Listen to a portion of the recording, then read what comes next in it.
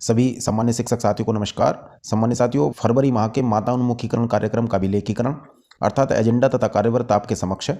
इससे पहले के सभी माता उन्मुखीकरण कार्यक्रम का विलेखीकरण हमारे YouTube चैनल पर उपलब्ध है, वहां से साथियों आप देख सकते हैं। साथियों, फरवरी माह में माता उन्मुखीकरण कार्यक्रम फरवरी माह के अंतिम सप्ताह में किया जाना था, किंतु आप जानते हैं कि प्रत्येक माह राज्य परियोजना से इस माता उन्मुखीकरण कार्यक्रम के संबंध में प्रतिमाह एक YouTube सत्र आयोजित किया जाता है, किंतु इस बार राज्य परियोजना से इस संबंध में YouTube सत्र आयोजित नहीं किया गया, जबकि मार्च का महीना भी निकलता साथियों जा रहा है। अतः मेरा सुझाव है कि यदि आपने फरवरी के अंतिम सप्ताह में आयोजित होने वाला माता उन्मुखीकरण कार्यक्रम अभी तक आयोजित नहीं किया है, तो उसे आप अब मार्च में उस दिन आयोजित कर लें जिस दिन अधिकतम माताएं आपके विद्यालय में आ सके। साथियों, आपको ध्यान होगा अगस्त माह से मार्च माह तक कुल 8 माता उन्मुखीकरण कार्यक्रम आयोजित किए जाने हैं। अंतिम माता उन्मुखीकरण कार्यक्रम अर्थात 8वां माता उन्मुखीकरण कार्यक्रम मार्च माह के अंतिम सप्ताह में आयोजित किया जाएगा। साथियों, 500 रुपये प्रति माह के हिसाब से इन 8 माह के कुल 4000 रुपये की धनराशि अर्थात लिमिट विद्यालय प्रबंधन समिति के खाते में साथियों प्रेषित की गई है।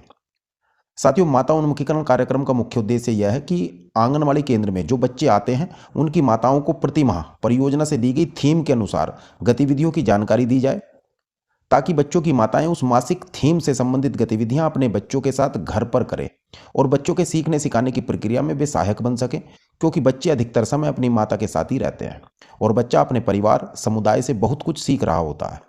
इस कार्यक्रम के माध्यम से माताओं को यह एहसास दिलाना है कि वे ही अपने बच्चों की पहली शिक्षिका हैं। साथियों, अब देख लेते हैं इस कार्यक्रम के एजेंडा तथा कार्यव्रत को। आप इसका स्क्रीनशॉट लेते रहें या इसे डिस्क्रिप्शन बॉक्स में से देखकर लिख लें, मेरे द्वारा वहां भी इसे कॉपी पेस्ट कर दिया गया है। साथियों, यदि आपको PDF की आवश्यकता लगे तो कमेंट बॉक्स में लिख दें, मैं कमेंट बॉक्स के प्रथम मैसेज में इसके PDF का लिंक भी प्रेषित कर दूंगा। सबसे पहले देख लेते हैं साथियों इस माह की थीम और एजेंडा बिंदुओं को। साथियों, इस माह की थीम यानी कि फरवरी माह की जो थीम है वो है जल के विभिन्न रूप तथा उसके महत्व एवं आवश्यकता के बारे में हमें जो बच्चों की माताएं हैं उनसे बात करनी थी। क्या एजेंडा रहेंगे?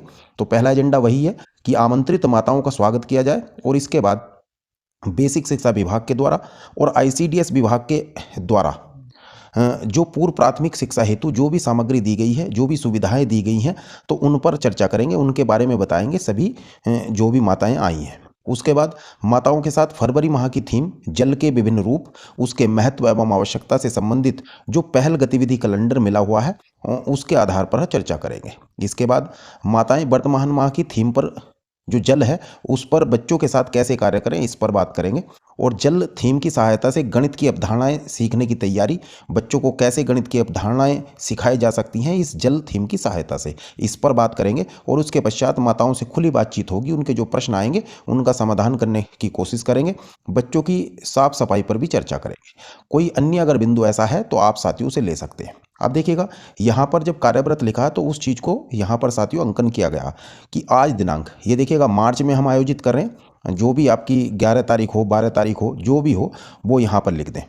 को प्रातः देखिएगा या अपराह्न में जो आपने किया है और अपने विद्यालय के प्रांगण में अवस्थित जो आंगनवाड़ी केंद्र में माह फरवरी के अंतिम सप्ताह में होने वाली माता उन्मुखीकरण कार्यक्रम की बैठक मार्च माह में आज दिनांक इतने को आयोजित हुई। तो ये बात हमने अंकन कर दिया है कि फरवरी माह के अंतिम सप्ताह में की जानी थी, लेकिन उस समय नहीं की गई है, बल्कि मार्च माह में आज दिनांक इतने को आयोजित की गई है। ठीक है साथियों, अब इसके बाद देखिएगा ये आपने लिखा और एजेंडा नंबर 1 के बारे में देखिएगा क्या चीज़ें रही। एजेंडा नंबर 1 के क्रम में जो प्रधानाध्यापक महोदय हैं या सुपरवाइजर महोदय हैं या आंगनवाड़ी कार्यकर्ती हैं, तो उन्होंने आमंत्रित माताओं का स्वागत किया है बच्चों के नाम लिखे बैच लगाकर, जैसा कि गत माह किया था।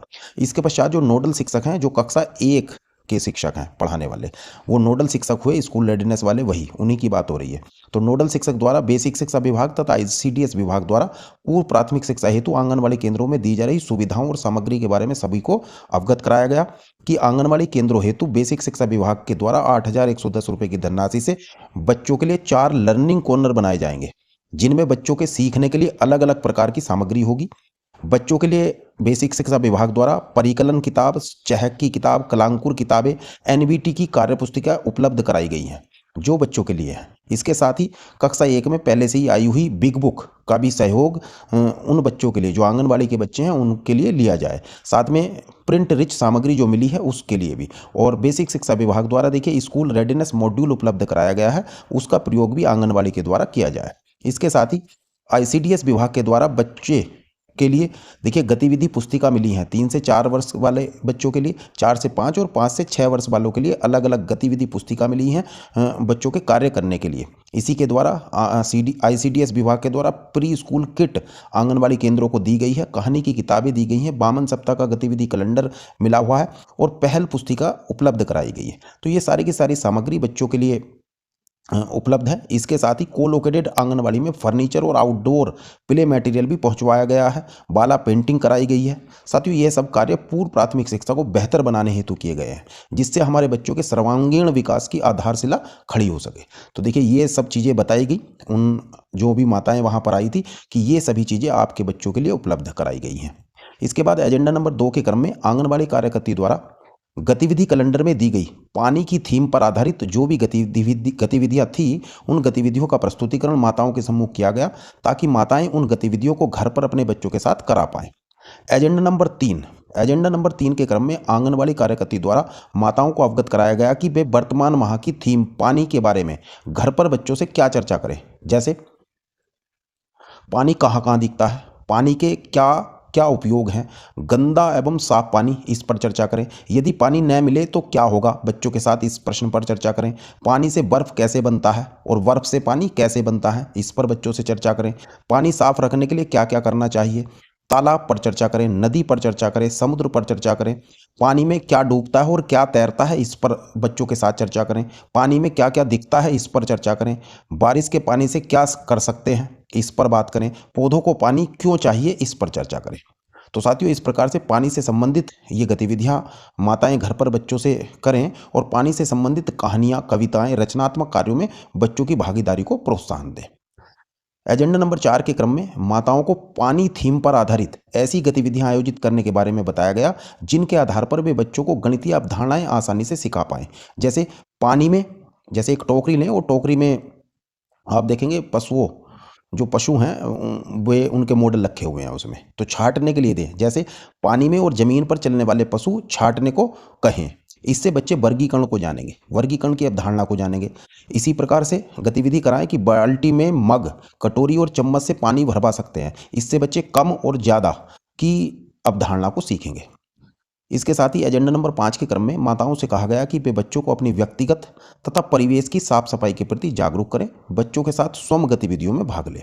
अंत में उपस्थित माताओं अभिभावकों से खुली बातचीत कर उनके प्रश्नों का समाधान कर जलपान कराकर सभी का धन्यवाद देते हुए आगामी माह की माता उन्मुखीकरण की बैठक में उपस्थित होने का निवेदन करने के साथ आज का माता उन्मुखीकरण कार्यक्रम संपन्न हुआ। तो इस प्रकार से साथियों हम ये माता उन्मुखीकरण कार्यक्रम का एजेंडा तथा कार्यव्रत लिख सकते हैं। ये आपके समक्ष है, ये मात्र सुझाव है।